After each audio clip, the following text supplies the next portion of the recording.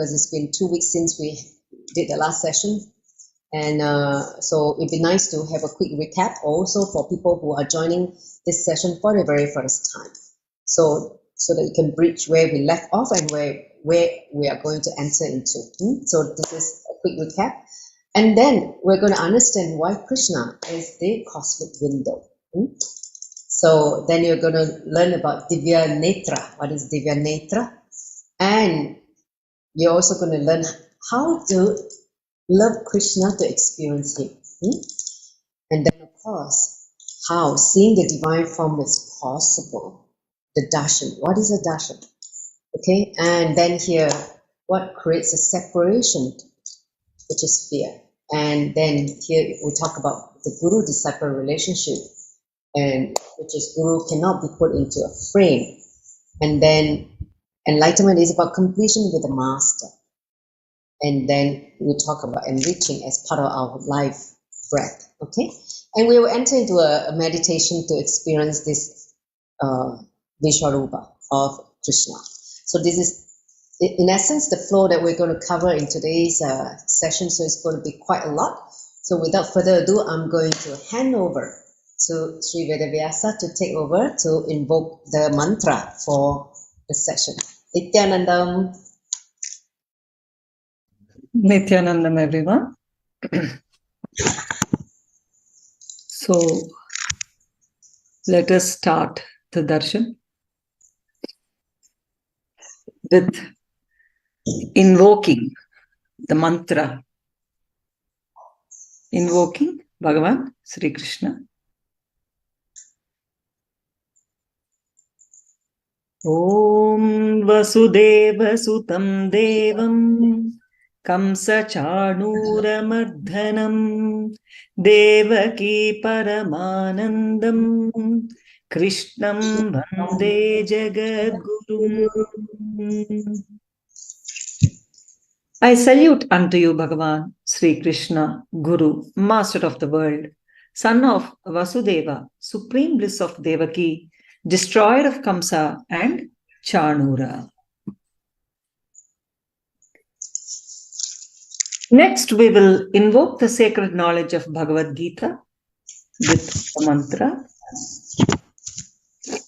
Om Parthaya Pratibodhitam Bhagavata Narayanena Swayam Vyasena Gratitam Purana Madhye Mahabharatam Advaitamrita Varshinim Bhagavati Ashtadasadhyayinim Amba Vam Anusandadhami Bhagavad Gita Bhavadveshini. Om, I meditate upon you, Bhagavad Gita, the affectionate Divine Mother, showering the nectar of Advaita, non-duality and destroying rebirth, incorporated into the midst of Mahabharata of 18 chapters by sage Vyasa, the author of the Puranas, and imparted to Arjuna by Bhagavan Narayana himself.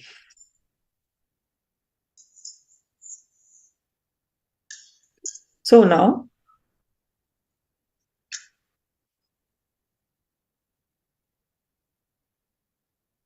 let us enter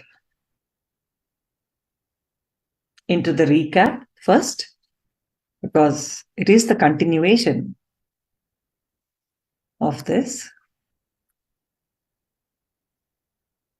So I would suggest everybody to switch on the camera, because this is really going to heal you.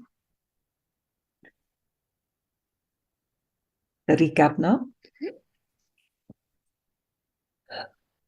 See, last session, Vibhuti Yoga, Krishna explained his glories. Yoga of divine manifestations, Vibhuti Yoga. He explained how he is the ultimate and how he expressed himself. The ultimate secret that Krishna wants to reveal is that existence, Parashakti, Brahman is your friend, not your enemy. He explains existence is intelligence. It continuously cares for you. The surrender mood can transform your whole consciousness. It can make you experience the ultimate truth, says Krishna. He explains his vibhuti, his divine glory. Krishna says, finally, that there is no end to his glories.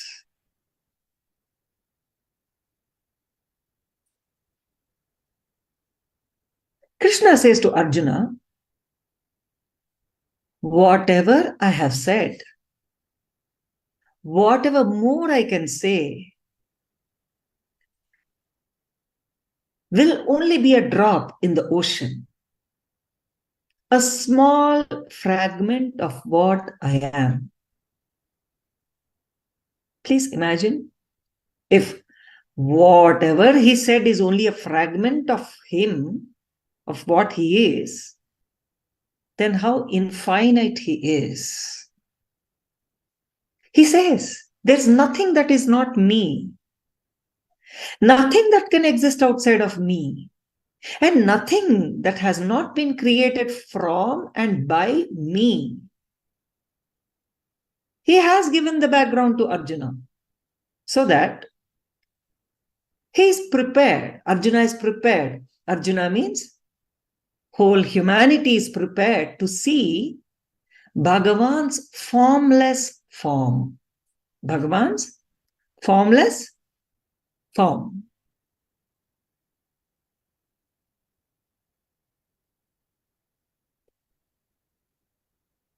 When Krishna reveals his cosmic form to Arjuna in today's chapter, understand? Arjuna is now in total surrender and in deep gratitude. Please understand, before anybody can have the Visvarupa Darshana, before having cosmic, before the revelation happens to his cosmic form, Arjuna and humanity has to be in total surrender and in deep gratitude.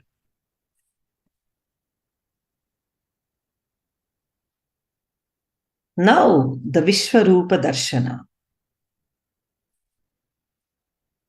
Please understand,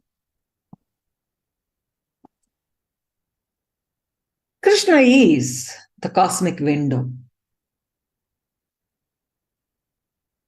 Now, how does one experience cosmos, universal consciousness? What exactly happens? What does actually anybody need?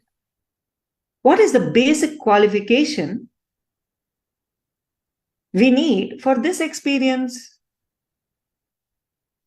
Krishna explains and gives the direct, pure experience with his very cosmic presence.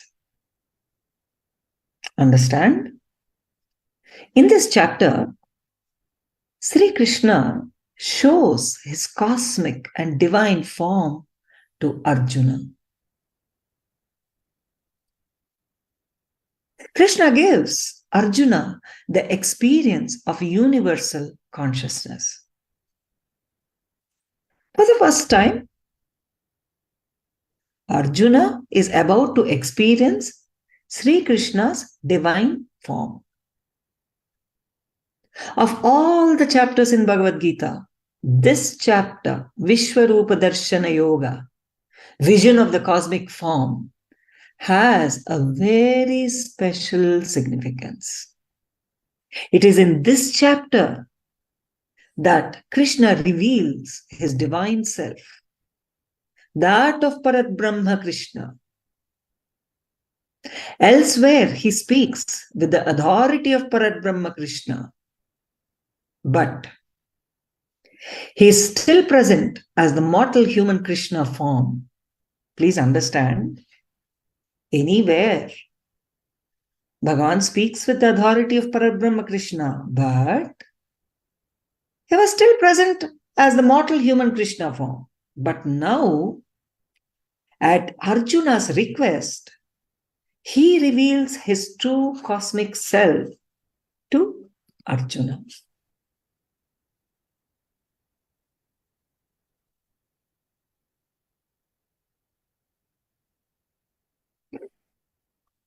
Please understand,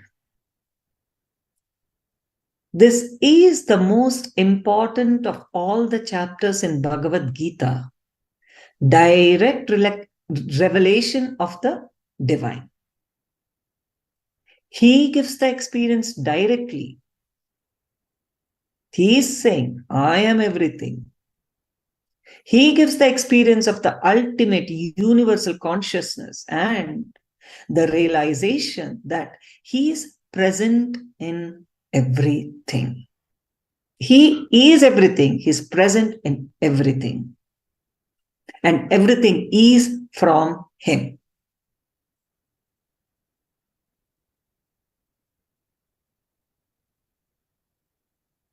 Krishna reveals himself as not just an incarnation, but as also the very source from which everything flows. He is the source of all sources, the cause of all causes, the source of all the worlds and universes. Understand, Arjuna's questions have all disappeared now. His incompletions, delusions have dissolved. It is not that Arjuna is not aware of Krishna's divinity. He is aware. Understand, the wave in the ocean is part of the ocean. As long as it feels itself to be part of the ocean, there is no separation. However, when the wave experiences its own identity, creates its own identity, it no longer feels itself a part of the ocean. It feels itself to be a separate entity.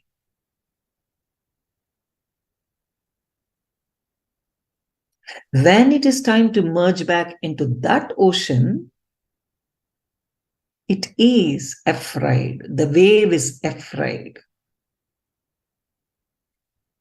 When the wave looks back at the ocean with a feeling of separation, it feels afraid.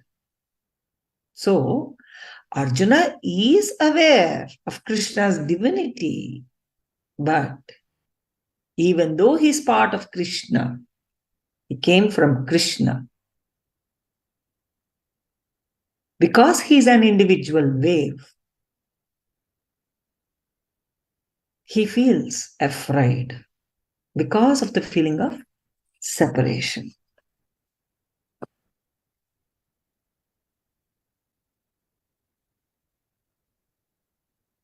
Arjuna says, O Yogeshwara, master of all mystic power, please show me your imperishable cosmic self. As your devotee who surrenders to you, I ask of you to please show me your entire splendor, your wisdom, your truth, and all that you really are. Arjuna says, O Parameshwara, Lord Supreme, though you are here before me, as you have declared yourself, I wish to see the divine cosmic form of yours, O Purushottama, Supreme Being.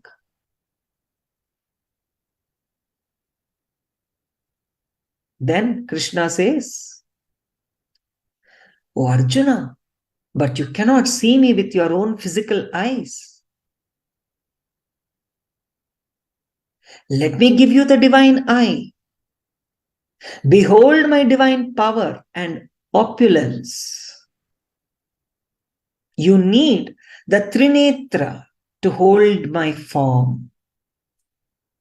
You can't see with your human two eyes." So he speaks about Divya Netra. Before Krishna gives darshan of the universal form, he makes an important, beautiful statement. "Oh Arjuna, you cannot see my form with ordinary eyes. To behold this form, you would need Divya Netra, the divine third eye. Let me give you the divine eye to enable you to see and experience me." Please understand, all of you. All of you mostly have been initiated into third eye in the programs of Swamiji. So,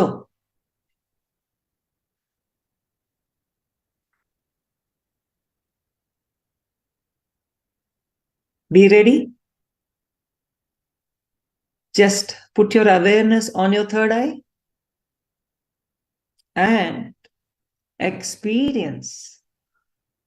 Bhagavan is starting to give the Visvarupa Darshana now, vision of his cosmic form. Now let us see through Arjuna's eyes. Now Krishna is saying to Arjuna, "Oh Arjuna, may you start seeing whatever exists." Stavara and Jangama means immovable and movable.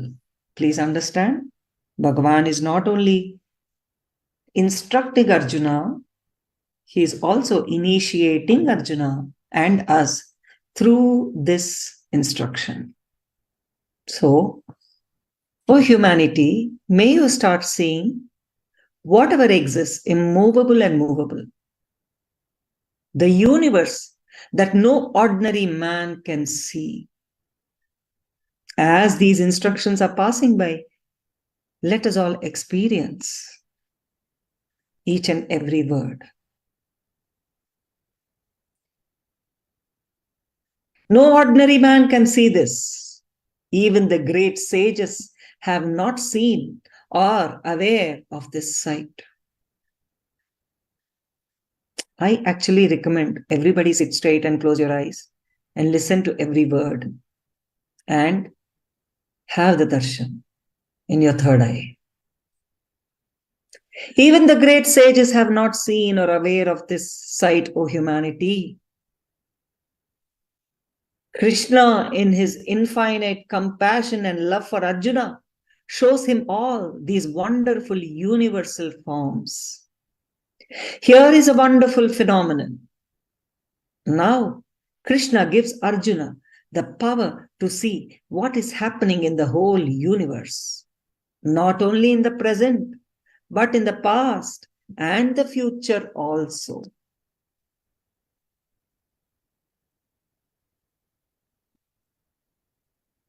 Divyamalyambaradharam divyagandhanulepanam sarvaschairyamayam devam anantam vishvatomukham.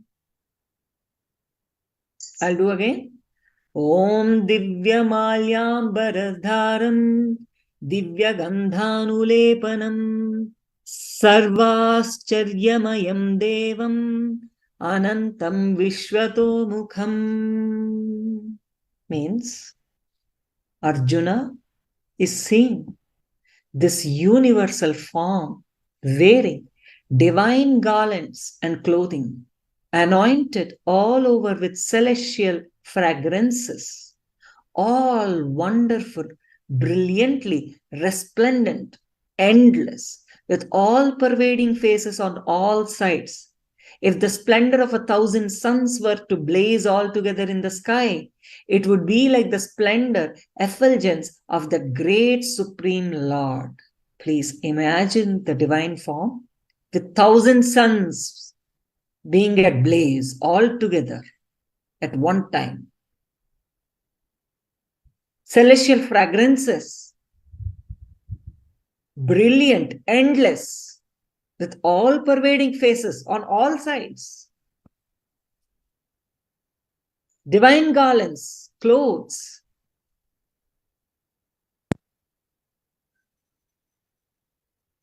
Now, here are 3 questions that are essence of this whole chapter. Seeing the divine form. Can the divine form be seen? What is the qualification to see the divine form? What really happens when you see the divine form? All of us have these questions.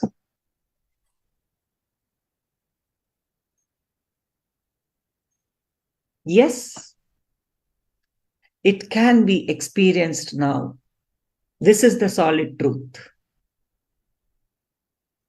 The first thing that you need to know is that it is possible.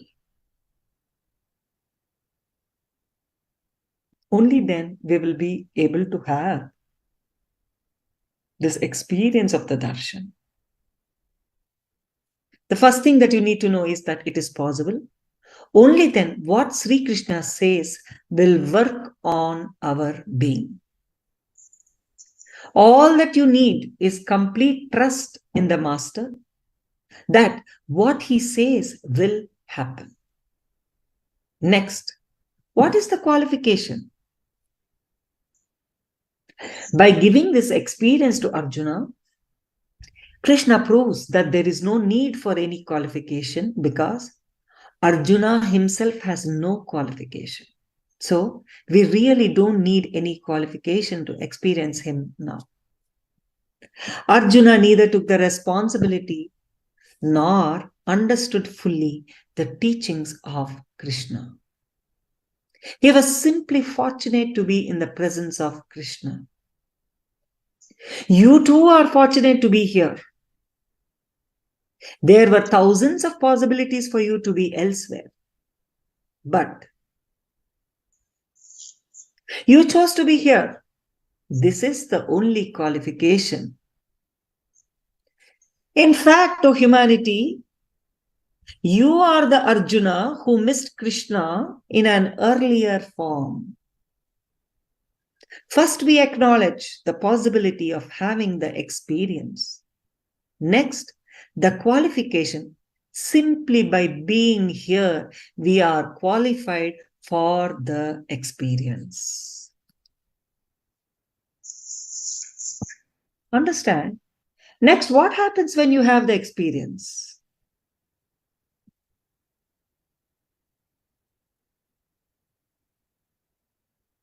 Next, what happens when you have this Visvarupa Darshana experience? The vision of 360 degrees happens. Trinetra, divine eye or third eye, also called Ajna Chakra. You will see and experience the whole existence as you. This experience is what Krishna calls cosmic consciousness. The experience of the entire universe is part of the body happens. For Arjuna now, there is no separation of the individual and the whole. The whole is part and the part is whole. At another level, the whole universe exists within you. Arjuna saw in the universal form unlimited mouths. Please understand. unlimited mouths.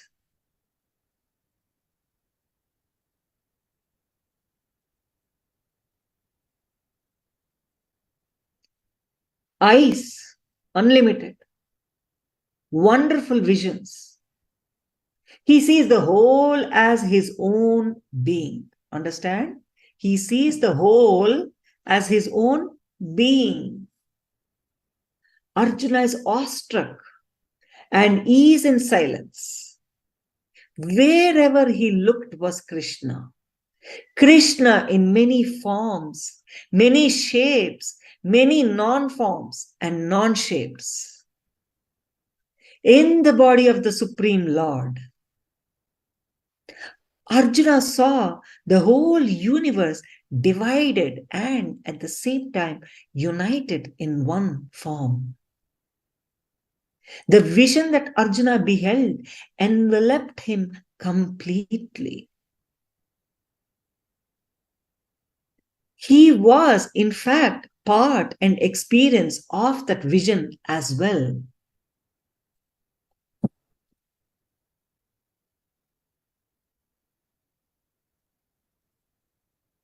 Arjuna sees the glowing form everywhere adorned with various crowns and discs. Some of what he sees is formless energy. He perceives radiance, more powerful than 1,000 suns blazing. Impossible to look at even with his divine eye. Please understand, for Arjuna, it was even impossible to look at with his divine eye, even divine eye.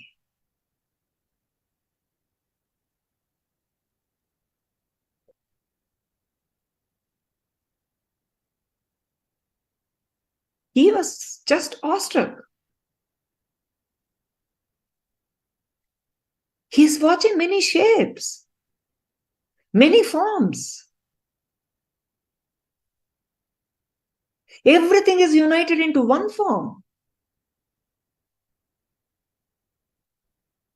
Now, when Arjuna had his first glimpse of the cosmic vision of Krishna, he identified with the vision. There was no separation, but suddenly there is separation also. Understand? There was no separation and suddenly there is separation also. So, along with the separation, there came the fear. Anywhere we feel the separation, fear comes. The moment he started feeling fear, he descended to his normal state. Before, he was in a trance, watching the whole darshan of the formless and with the form. Now, the moment the fear struck, he descended to his normal state. You should understand that it is only of fear that separates you from cosmic consciousness. When we drop the instinct to survive, we become the universal consciousness. The master is that universal consciousness.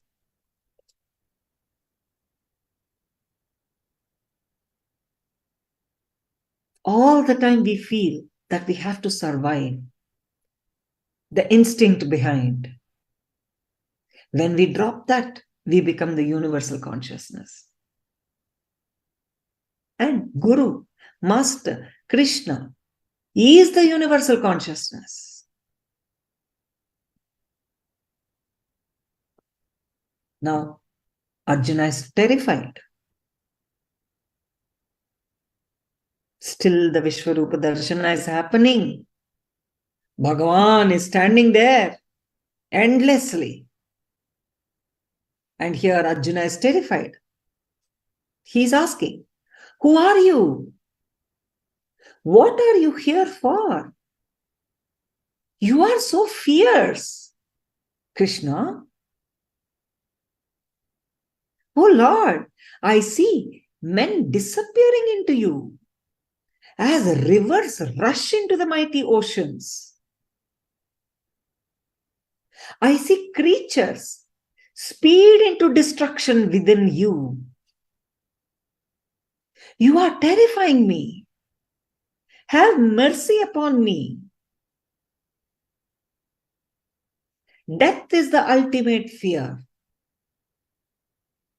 Because he's seeing men are disappearing. Creatures are speeding into destruction. So death is the ultimate fear. Even the great warrior Arjuna trembles when faced with death.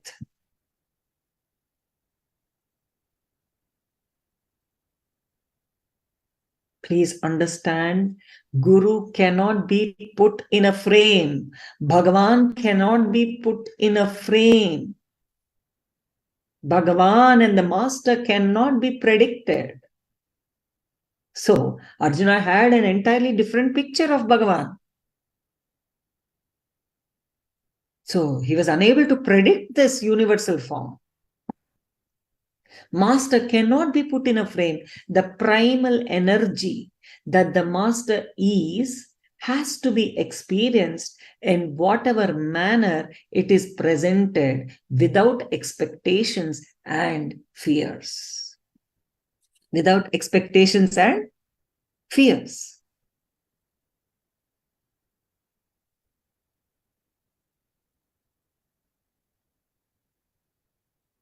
Bhagavan is saying, now he's saying, I am time. The moment Arjuna was terrified, Bhagavan says, I am time, O Arjuna. Krishna explains in these verses what he really is. Kalosmi, I am time, says Krishna. I devour and destroy the world. This is one of the most potent truths uttered by Krishna in Gita. I devour and destroy the world. For the first time, Krishna says, I am the destroyer. I am Kala, time, and I destroy. Time never stands still. The future constantly moves into the present. And from present, it moves into the past.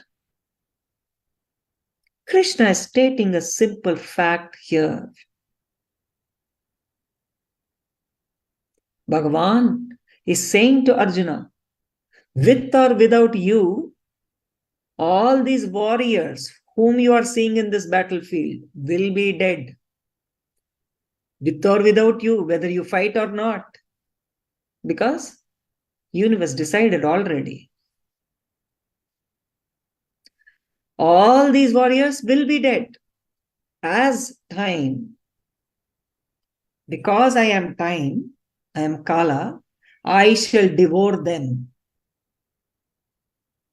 It is not you who are the cause for their death, O Sabyasachi, Arjuna. By just being the instrument of their destruction, get up and be the gainer of fame. Understand? Arjuna is only going to be an instrument for this destruction, but with or without him, already those warriors are dead. So, gain the fame for this, even though you are not the cause, Bhagavan is saying. Stand up, get up, and be the gainer of fame, wealth, and power. As Mahakala, time personified, Krishna destroys all, the good and the bad. Time moves on and destroys the present into past, future into present and past. As time, Mahakala, Krishna is neutral. He knows what will happen in the future, and yet he does not influence the future. He does not influence it, even though he knows about it.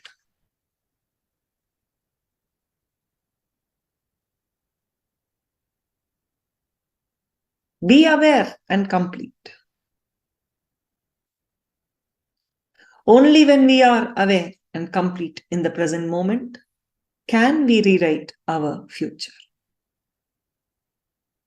By being grounded in the present state of completion, one can become aware of the future and one can shape one's future. Please understand, all this is revealed in this darshan. Whatever I'm speaking, every line. A lot already. Massive. Can't even imagine.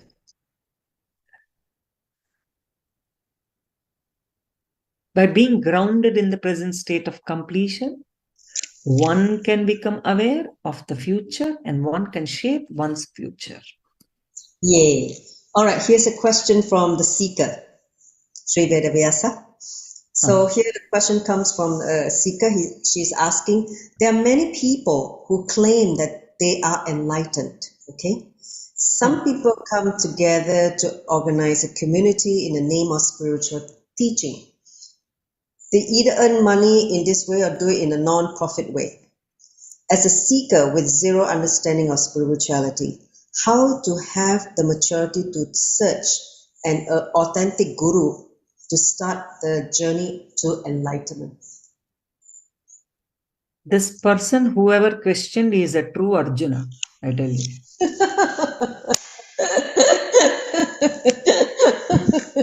She's here. This question is the question which Arjuna will ask after the Visvarupa Darshana is over, in the next chapter, which is going to come. Okay. Mind-blowing chapter, next chapter. This question is exactly what Arjuna will be asking. And I will be talking about a whole chapter about this question in the next session. But before that, let me just answer you on top. See, understand, anybody who claims enlightened, it is a great responsibility. So easily they cannot claim. Okay? See, understand, whatever they are teaching should be authenticated by scriptures, Shastra Pramana. It should be Apta Pramana. Means his guru's experience should also be authenticated with it. And Atma Pramana means his own self-experience. All these three have to align with what a person is speaking, what a guru is speaking about. Only then we will understand. Yes, because anybody having a self-experience cannot claim I am enlightened. They may be enlightened, but we don't know about it. Only when it is authenticated by Shastra and only when it's authenticated by his Apta, means whoever he learned from also had the same experience, and his Atma, his own experience. First thing. Second thing, any meditation or any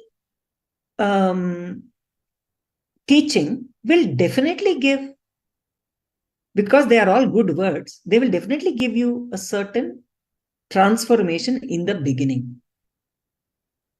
Maybe a little bit of health, maybe a little bit of this and that, but it will become stagnant.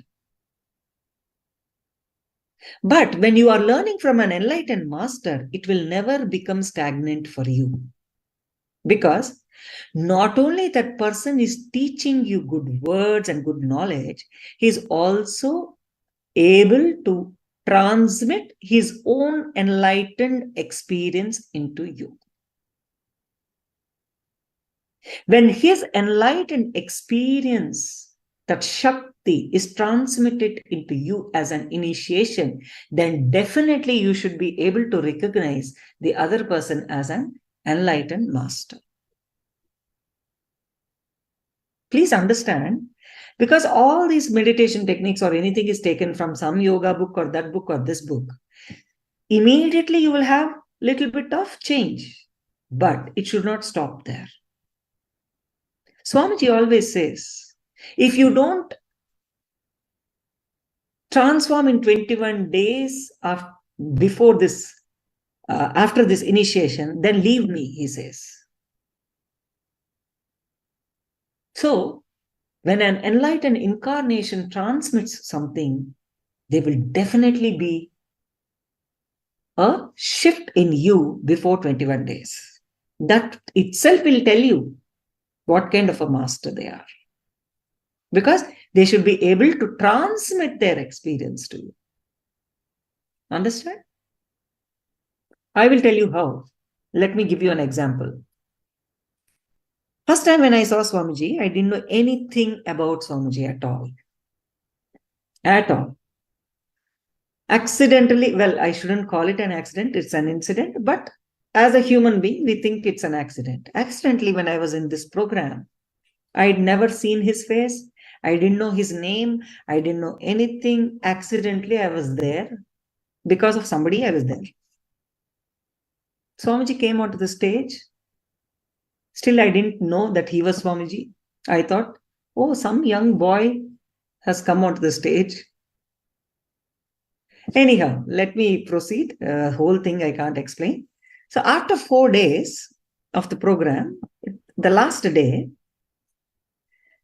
it was Ananda Darshan. In Ananda Darshan, you were not supposed to ask boons. Because second day, you were supposed to ask in Energy Darshan. That was over. This fourth day, you're not supposed to ask boons. So they asked us to proceed without having this, the desire or whatever. Please understand, 300 people were there in front of me. I passed. I came out of the dais. Around 8 people or 10 people were there in front of me. That's it. My mind stopped working. Please understand, my mind stopped. I could not cognize anything. I could not respond anything. I could not do anything. I did not have any kind of desire or anything. I was totally no mind state. At that moment, still 8-10 people were there in front of me. That means what? His presence, just his presence made me experience his no mind state. I went there to him. He hugged me. Please understand, they announced in the program that he will not be talking and we shouldn't be talking. But the moment I went there, he started talking to me. And please understand, till today, I am unable to forget that state. It was totally something. Understand, an incarnation, just by his presence, can give you his state to you. I don't know, 1 hour I didn't understand anything. I went to him, I took a hug, I did everything, I came back. He was asking me, what do you want? What do you want? He's talking to me, he's chatting to me there. He was, throughout the program, throughout that Ananda Darshan, he was not speaking to anybody. Because they announced very clearly many times, he won't talk and we are not supposed to talk. But he was chatting, he was talking, he was asking. I was in total, I don't know what it was. And please understand, today I'm telling you, and I was coming down the dais, and I turned back and saw him. He was hugging somebody, some man. Understand, I experienced Yogi Krishna. Krishna. I don't know. And he was looking at me. Till today, that look is haunting me. I tell you. After that, I had many, many experiences. That is totally something else. But that day, he was looking not like a Vrindavana Krishna. He was not even like a Jnana Krishna, Gita Krishna. He was looking like a Yogi Krishna, total yogi. And I was, I don't know, appalled and awed, and I don't know, I just don't have words. That is what a true incarnation can do to a person. He does not even need to touch you. He does not even need to tell you or teach you anything. He does not even need to give you any meditation technique. He doesn't need to give you any puja or mantra. Just by his presence, he gave me a no mind state. He didn't give. His presence gave. Just his presence transmitted that no mind state to me that 1 hour. You understand?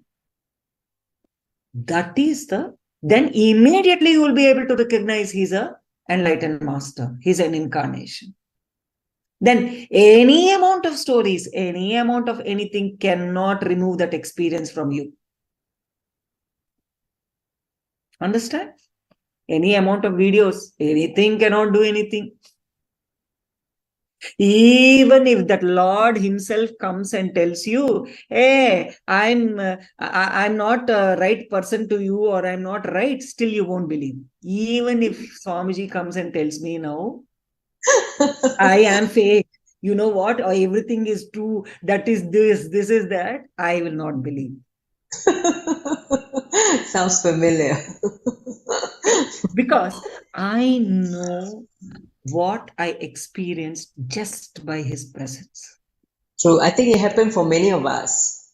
Yes. You know, when all the noise were happening, or persecution, and all the fake allegation was going on, but you just know, because once you experience Swamiji's presence, you will never forget, and you just hold on to the experience. You know that he's the real thing.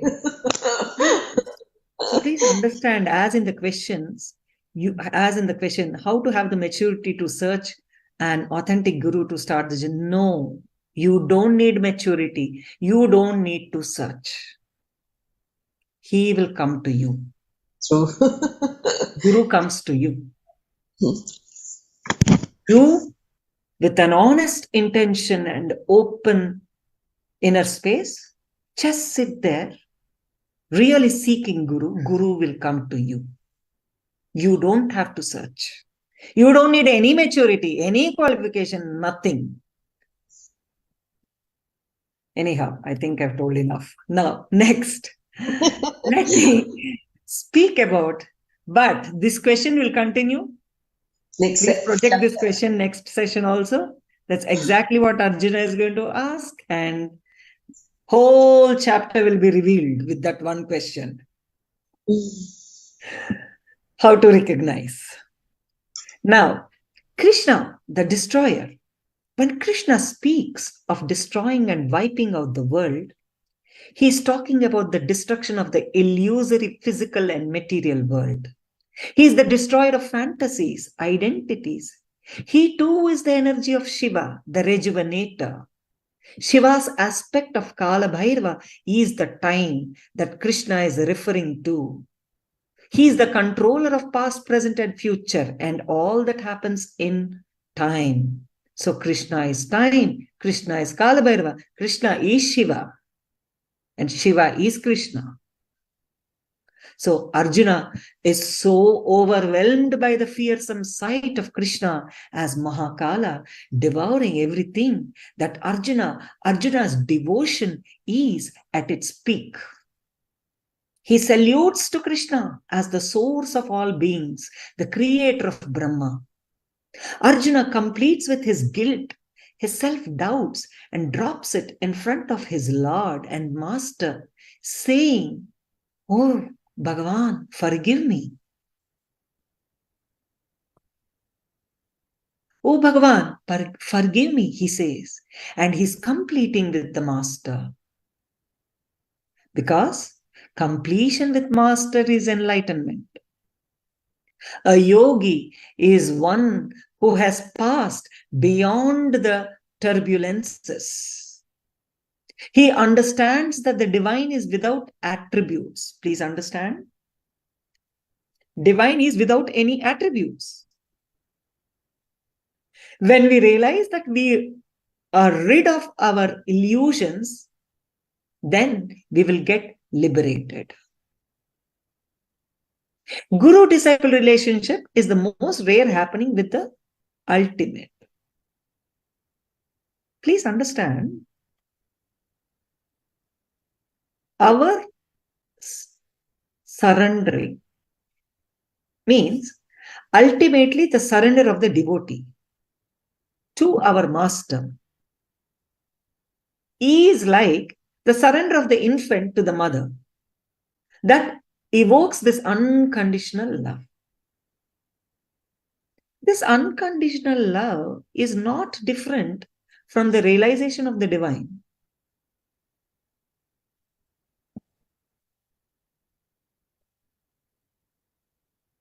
So now, Arjuna is making his final plea. Show me your form that I am familiar with, he says. He tells Arjuna that no one has had this great privilege of seeing his cosmic form. No penances, no rituals, no scriptural reading, and no charities would gain this vision for anyone. It is Krishna who decides how he reveals himself to his devotees and disciples.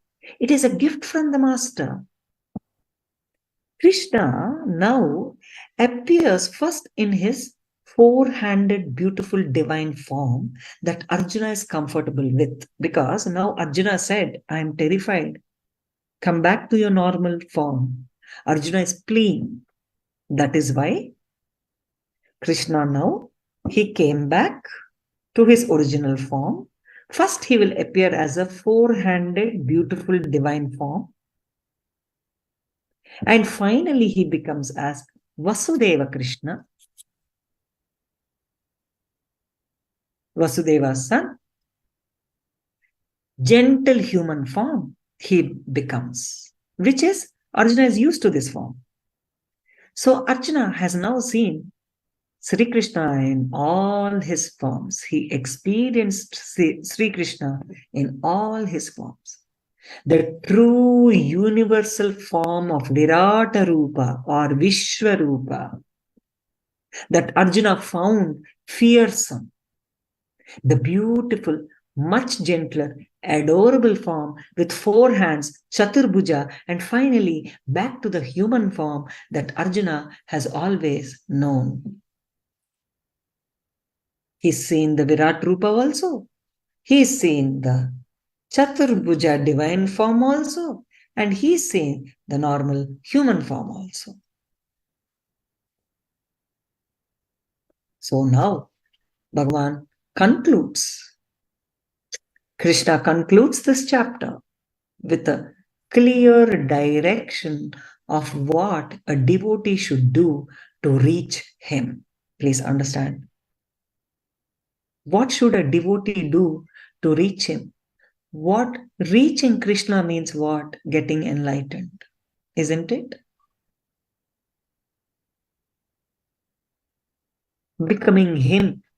So, what should a devotee do to reach him? Krishna clearly gives a direction in this chapter. He says, Bhagavan says, work for me, work for my mission, surrender to me as the Supreme with no reservations. Bhagavan says, have no attachment to whatever you do.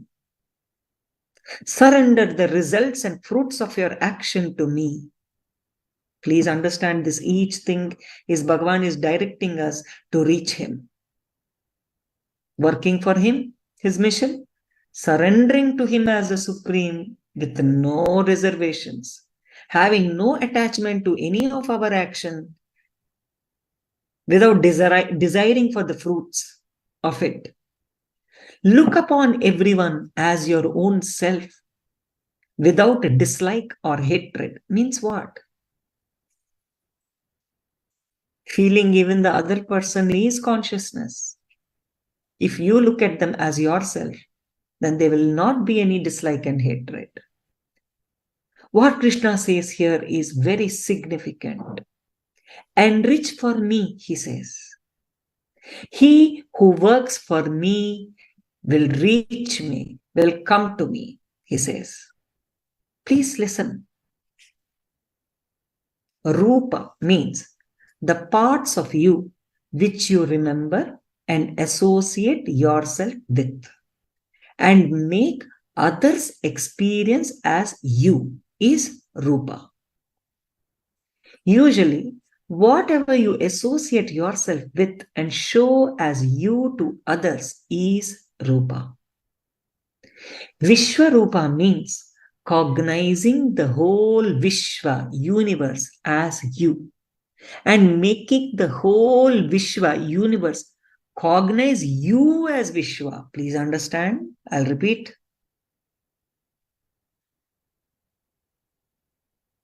Whatever you associate yourself with and whatever you are showing yourself as you to others is form, Rupa. Vishwarupa, universal form, means you should be cognizing that whole universe as you and making the whole universe cognize you as it, as universe. So listen, enriching is the direct process to cognize you as Vishwa or you, Vishwa as you.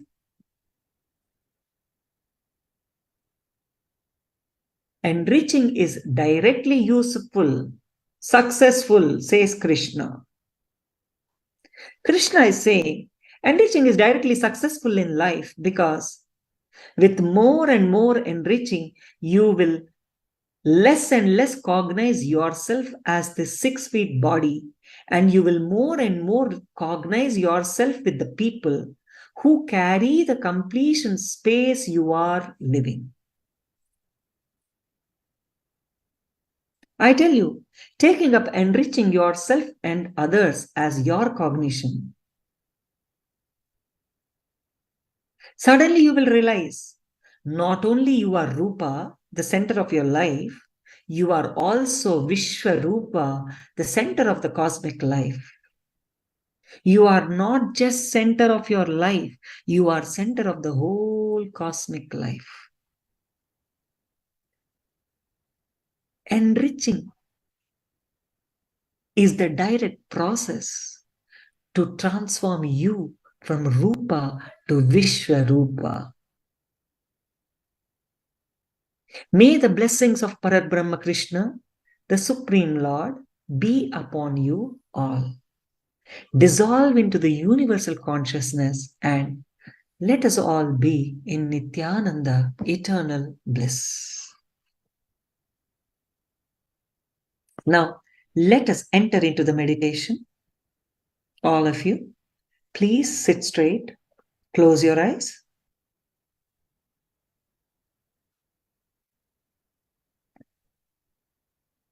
Let's enter into a meditation. Everyone.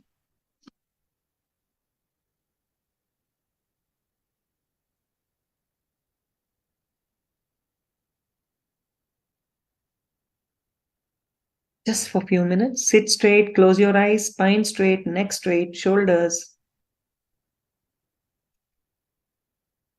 Now, close your eyes. Put your awareness on your third eye.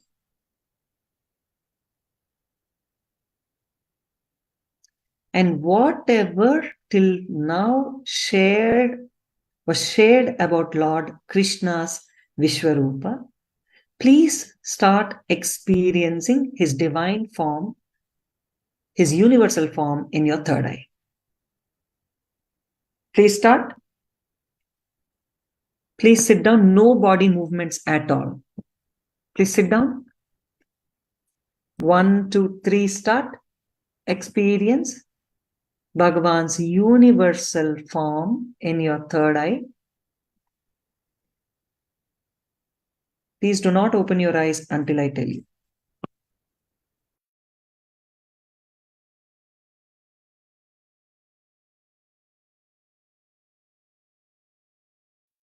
Please sit absolutely in silence and focus on third eye.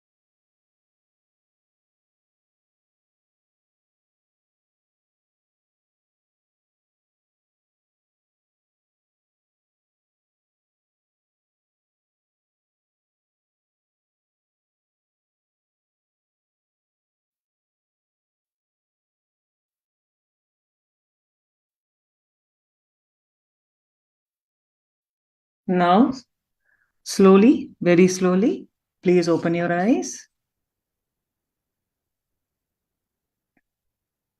Slowly, very slowly, please open your eyes.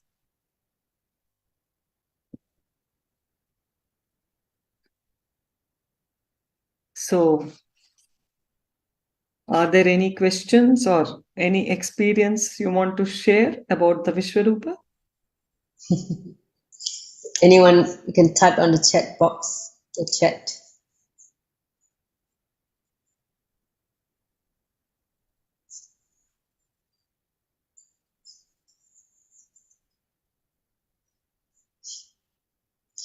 You know, the moment you started the session with the talking through the whole slides, already at some point in time, my mind is already blank, and it's just like I'm just seeing like a huge vast cosmos. It's just seeing like in the divine eye, the whole vast space. Wow.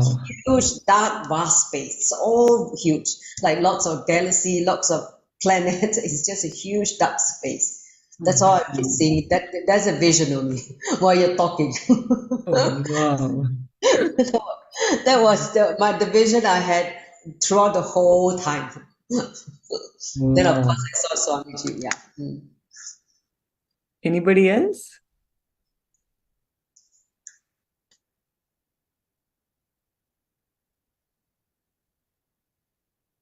Anybody else? Any experience? Any question? Yes, Shankari. Saw flash of lightning as the energy of Krishna. Then I heard Krishna answered my question and gave instructions to me how to fix the problems I'm facing now. Wow. Parameshwari, when can we chant the mantra to invoke Sri Krishna and mantra to invoke the Gita?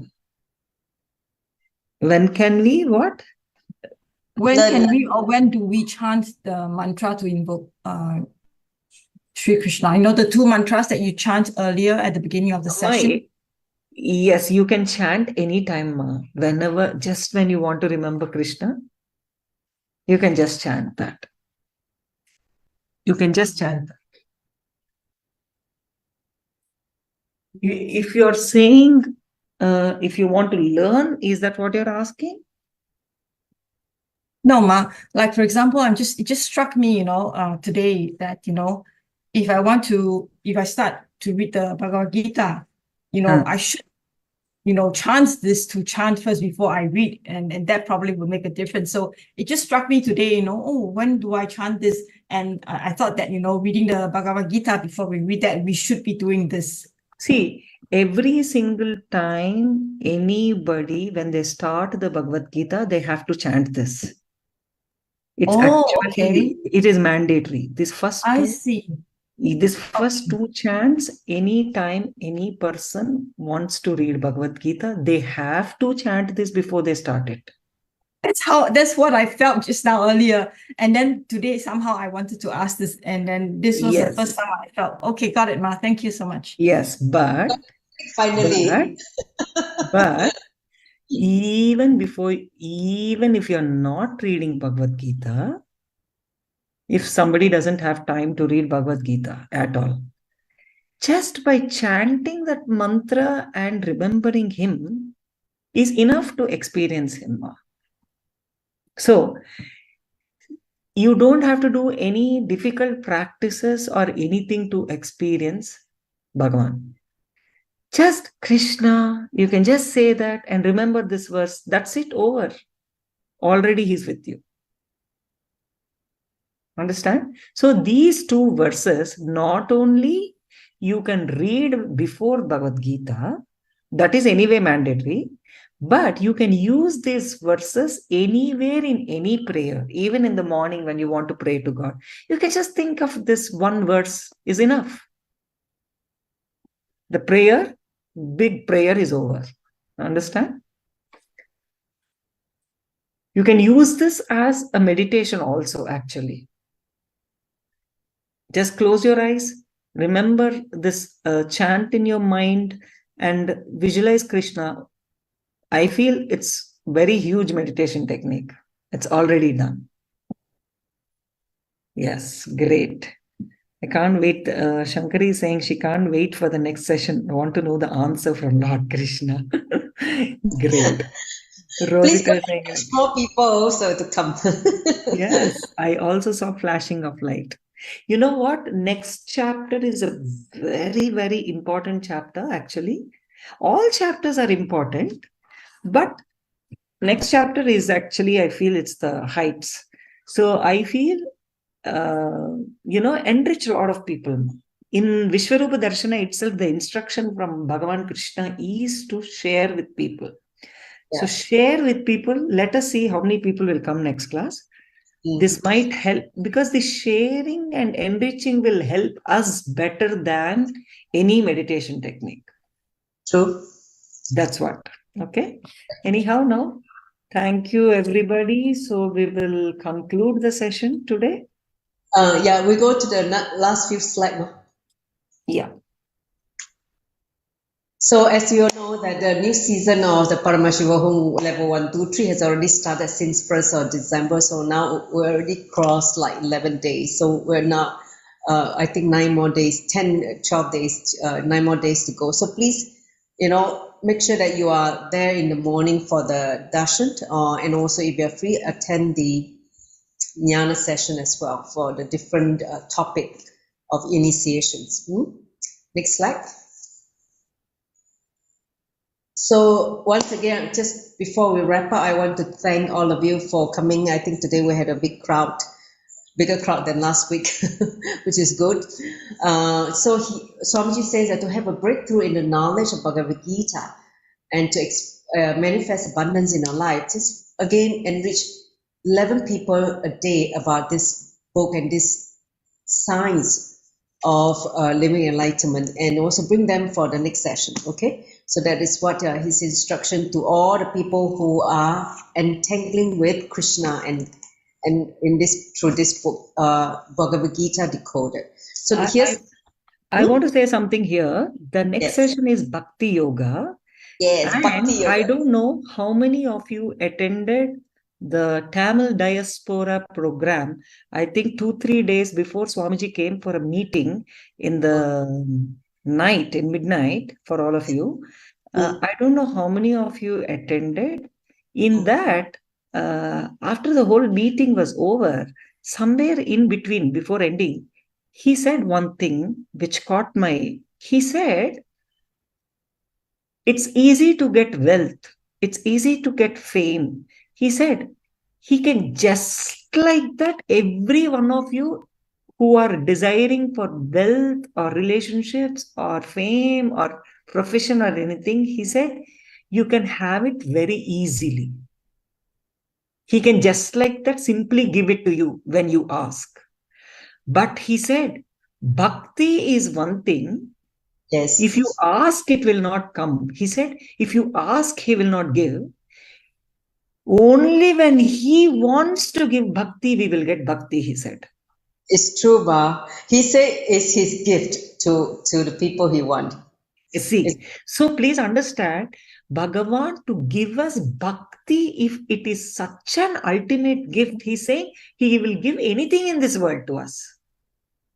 But bhakti is a gift which he will give it to us when he wants to. That means please understand how important the next chapter is, Bhakti Yoga. Exactly. So do download the book. If you don't have the physical book, here's the link for you to download. And do come back for the next very, very sweet chapter, Bhakti Yoga. It's all about devotion. Shankari is asking what is Bhakti. You will know in the next session. Bhakti is devotion. How to feel connected to Guru, to Swamiji, to Krishna. That is Bhakti. See, Bhakti is a nectar, ma. Yeah, it's nectar. That's it. It's just sweetness in the heart when you experience the Guru. It's like how sweet your life is when you have Bhakti Yoga. He did say before that anything, just ask for Bhakti. Once you have Bhakti, you have everything. Bhakti is that's it. So if you ask intelligent thing, is ask for bhakti. Without bhakti, you don't have anything. You're still poor, even though you're the richest man on planet Earth. Okay, have bhakti, you have everything. Yeah. So, Ma, you can go ahead and conclude with the Purna mantra today. Yes, we will conclude with the Purna mantra. Om Purnamada Purnamida Purnamudachyate Purnasya Purnamaya Purnamaya Purnamevavasishyate Om Om Shanti, Shanti Shanti, Shanti. Hari Hari Om Tat Sarvam Sarvam Satgurupada Paramashiva Padkarpanamstu Nithyananda. Nithyanandam. Thank you all. Look forward to see all of you back next Wednesday. Nithyanandam. Nithyananda. Nithyananda. See you next class. Thank you, Bye, Ma. bye. Yeah. Thank you. Bye.